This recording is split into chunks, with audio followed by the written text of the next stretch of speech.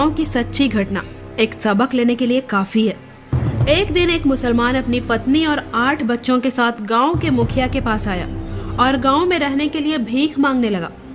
गांव की देखभाल करने वाले एक चौकीदार ने विरोध किया, लेकिन किसी ने उसकी एक नहीं सुनी और मुस्लिम परिवार को गांव में रहने दिया। दिन बीतते गए, मुस्लिम के 8 बच्चे बड़े हुए। जब उनकी शादी की बारी आई तो मुस्लिम सरपंच के पास गए और कहा कि हुजूर के बच्चों की शादी होने वाली है और मेरे पास एक ही घर है।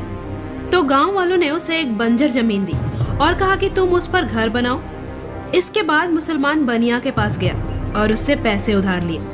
कुछ समय के बाद उन 8 बच्चों से 74 बच्चे पैदा हुए और देखते ही देखते लगभग 30 वर्षों में उस गांव में मुसलमानों की आबादी 40% हो गई।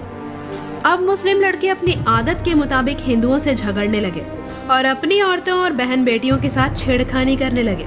धीरे धीरे प्रत्येक हिंदू अपने परिवार के साथ स्वेच्छा से गांव छोड़ने लगा। एक दिन गांव के मुख्य मंदिर को मुसलमानों ने तोड़ दिया और उस पर मस्जिद बनाने लगे।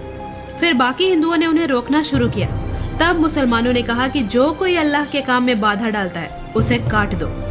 बाकी हिंदुओं ने इस झगड़े में न पड़ते हुए गांव छोड़ दिया और जाते जाते रास्ते में चौकीदार से कहा कि हमने तुम्हारी एक नहीं सुनी और उस मुस्लिम व्यक्ति पर भरोसा किया, जिसके कारण ही आज हमें गांव छोड़ना पड़ रहा है।